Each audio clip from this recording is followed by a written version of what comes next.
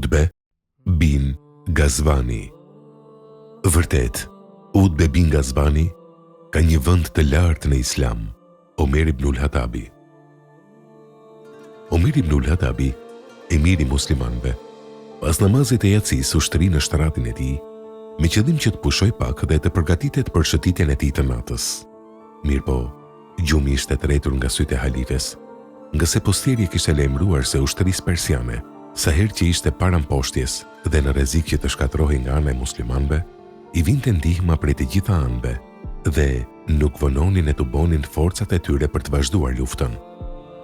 Omerit radiallahu anhu i kishte ardhur lajmi se qyteti i Ubul Les, afër Basrës, konsiderohej si njëri nga burimet më të rëndësishme që i ofronin ndihmë ushtrisë persiane në pasuri dhe në njerëz. Për këtë, Omeri radiallahu anhu vendosi që të dërgojë një ushtri për ta çliruar Ubulen dhe t'u ndërprej ndihmën persianëve, mirëpo u befasua nga mungesa e njerëzve që kishte pranë.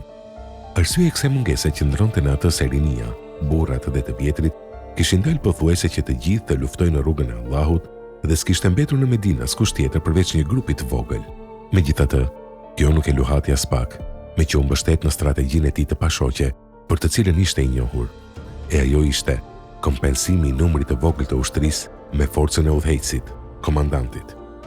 Filloi të analizoj një nga një tiparet e shokëve që kishte pranë, siç thotë, me sitë me shosh, dhe sa kaq brofi nga shtrati entuziazmuar duke thënë: "E gjeta, po, e gjeta." Pastaj u ul përsëri në shtrat duke thënë: "Me të vërtet, është luftëtar që përballoi sfidat e Bedrit, Uhudit, Hendekut dhe betejave të tjera si motra." U shqua për trimëri të pashoqe në luftën e Yamames.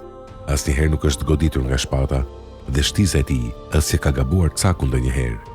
I ka përjetuar 2 emigrimet, në Abisini dhe në Medinë, dhe është njëri prej 7 të parëve që pranuan Islamin në sipërfaqen e tokës. Kur lagoi mëngjesi tha: "Ma thirrni shpejt Utbe bin Gazvanin." Atë e emroi udhëheqës të 300 ca njerëzve dhe i premtoi se do ta ndihmojë më vonë me disa njerëz, aq sa të ketë mundësi. Kur ushtria e vogël muslimane vendosi të nisej, para tyre doli Faruku, Omeri radiallahu anhu, për ta përcjellur udhëheqësin e saj, Utben, dhe e porosi duke i thënë: "O Utbe, të nisa ka Ubulla. Dije se ajo është njëra prej fortifikatave të armikut, e lusë Allahun që të ngadhënjesh dhe ta mposhtësh atë." Kur të gjendesh pranë saj, ftoje popullin e saj që t'i besojnë Allahut. Kush të përgjigjet, zbrapsu prej tyre, e kush refuzon, merr prej tyre xhizjen për të veçlit dhe të miturit. Në të kundërt, luftoj dhe mbyti pa dhimbje. Ki frikën Allahut, o Utbe, për atë që tu ka besuar. Ki kujdes që epshi yt të mos të shpirë në mendje madhësi dhe ta humbësh botën e amshueshme. Dije se ke pasur nderin të shoqërosh të dërguarin e Allahut, nder me të cilin të lartësoi madhërishmi, të bëri të fortë të pathyeshëm, pasi ishe i dobët, derisa arrite të bëhesh prijes dhe udhëheqës, që urdhrat e tua të zbatohen kur flet dhe urdhëron. Sa mirësi e madhe është kjo, nëse nuk të mashtron epshi e të bëhesh mendje madh, nga se mos mirënjohja ndaj këtyre dhuntive të shpjen në xhehenem. Le të na mbrojë Allahu të dyve nga zjarri i tij. Utbeja u nis me luftëtarët e tij, e me të ishte edhe gruaja e tij, në mesin e 5 grave të tjera, gra dhe motra të ushtarëve, derisa arritën afër Ubulles, në një vend plot me kallam sheqeri. S'kishin asgjë me vete për të ngrënë. Kur i kaploi uria, Utbeja u tha disave: "Kërkoni në këtë vend diçka për të ngrënë, me qëllim që të shuajmë urinë." Lidhur me kërkimin e ushqimit, është një ngjarje interesante, të cilën e ka transmetuar njëri prej tyre duke thënë: "Derisa kërkonim diçka për të ngrënë, hym në një pyll të dendur, kur ja, në njërin prej pembe i pam të bardhura 2 krojshe, në njërin kishe hurma, e në tjetrën kokra të bardha të vogla, të mbështjella me lëvoshk të verdh. I morëm me vete. Njëri prej nesh shikoi nga krojsha, në të cilën ishin kokrat dhe tha: Ky është helm të cilin e ka përgatitur armiku, andaj mos e hani." Atëherë morëm hurmat dhe filluam t'i ham.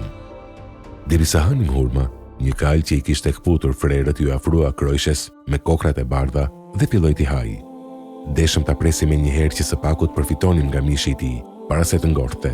Mirë për pranari sa i tha: "Lërini, se do ta ruaja të gjithë natën, dhe nëse e shoh se do të ngorth, do ta therr." Dhe nesërmen me të gdhir, pam se kali ishte shëndosh dhe nuk e kishte gjetur gjë.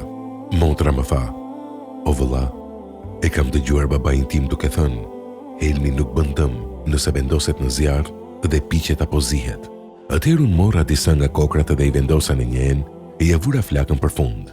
Nuk bënoj shumë dhe ajo tha, e jeni e shikoni si janë skuqur kokrat. Pastaj prej tyre filloi të ndahej lëvozhga dhe dilin disa kokra të bardha. I nxorën në një enë të madhe për të ngrënë e Utbeja na tha, përmendni emrin e Allahut dhe hani prej këtij ushqimi. Kur filluan për të ngrënë, vërejtëm se kishte një shije të mirë. Më vonë morën vesh se ky ushqim quhej oriz. U bul Leja, të cilës ja kishte mësyer. Utbeja, me ushtrinë e tij të vogël, ishte një qytet i fortifikuar mirë, i ngritur në brigjet e lumit Dixhle. Persianët e kishin bërë këtë qytet depo të armëve të tyre, ndërsa pyrgjet e tij i kishin bërë vend për roje, nga të cilat përcjellnin lëvizjet e armiqve të tyre.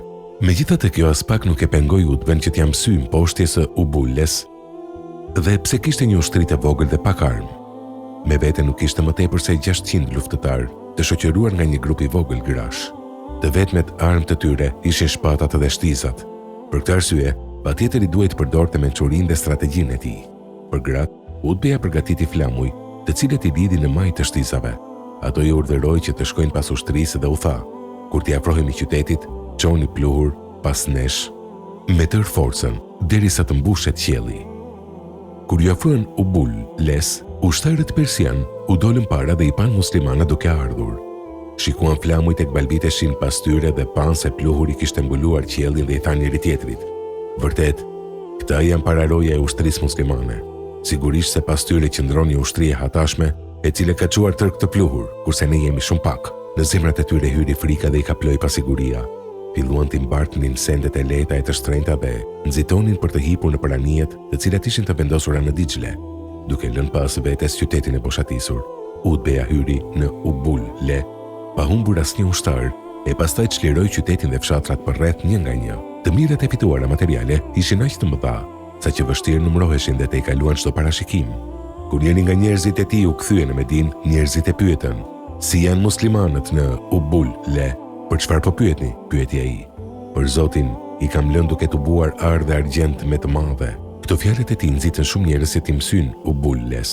Në këtë situatë, Utbeja kishte vërejtur se me vendosin e ushtarëve në qytetet e çliruara, kjo do të bëjë që ata të humnin elanin për luftë, do të mësohen me një jetë pa obligime dhe do të marrin tiparet e cilësitë e banorëve vendas. Kjo e shtyri Utben që t'i shkruaj letër Omerit radhiyallahu anhu dhe të kërkoj leje për themelimin e Basrës, pasi që më parë ja kishte përshkruar vendin e zgjedhur për të, e Omeri radhiyallahu anhu i dha leje. Utbeja e bëri planin e qytetit dhe ndërtesa e parë që e ndërtoi ishte xhamia madhështore. Nuk është çudi, nga se për hir të xhamive ai dhe shokët e tij dolën në luftë në rrugën e Allahut. Dashuria ndaj fesë dhe ndaj xhamisë i bëri ata triumfues nga dënjues ndaj armiqve të Allahut. Ushtarët garoni se kush do të marrë më tepër tokë dhe në ndërtimin e shtëpive. Utbeja nuk ndërtoi shtëpi për vete, por vazhdoi të jetojë në një tend, sepse kishte ndërmend diçka tjetër. Utbeja vërejti se të mirat e dynjas i kishin preokupuar muslimanët në Basra, saqë kishin harruar vetveten. Dhe sa ata njerëz të cilët deri dje nuk dinin për ushqimin më të mirë sa orizin e zier me lëvozhg, kishin shijuar ushqimet e persianëve si hallf me mjalt, kadaif dhe ëmbëlsira të tjera, të cilat ju kishin pëlqyer. Nga tërë kjo mirëqenie friksohej se të mirat e kësaj bote do t'i bëjnë muslimanët që t'i lënë pas dore detyrimet fetare. Për këtë arsye, t'u boi njerëzit në xhamin e Kufes, u foli dhe u tha: "O ju njerëz, kësaj bote të përkohshme me të vërtetë do t'i vijë fundi, e ju do të transferoheni në botën tjetër, e cila është e përjetshme. Përpiquni që në të kaloni me veprat më të mira. Më keni parë mua kur isha nga 7 besimtarët e vetëm me të dërguarin e Allahut, e nuk ishim ushqim tjetër përveç gjetave të pembe. Një ditë, pata gjetur në tokë një qyrk, të cilin e mora dhe ndava me Sad ibn Vekasin. Gjysmën e mori Sadi për mbulesë e gjysmën tjetër e mora unë. E sot, secili prej nesh është më këmbës, vali në një province. Kërkoj ndihmë dhe mbrojtje prej Allahut që të mos jemi madhë në vetvete e i vogël tek Allahu." Pas këtyre fjalëve të prekshme, njërin prej tyre la zëvendës të vetin, u përshëndet me ta dhe u nis për në Medinë. Kur arriti tek Omeri radhiyallahu anhu kërkoi prej tij që ta lirojë nga posti, por ai nuk e liroi. Utbeja insistoi me ngulm që të lirohet, por halifi nguli këmbë dhe urdhëroi atë që të kthehet përsëri në Basra. Ju nështrua urdhrit të Omerit pa dëshirë dhe duke hipur në deve tha: "O Zoti plotfuqishëm, mos më kthe atje. Allahu i madhërisëm një përgjigji lutjes së tij, kështu që jo fort të larg Medinës, deveja e tij rëshqiti dhe ai ra prej saj pa frym në tokë. Allahu e mëshiroft Utbe bin Gazvanin.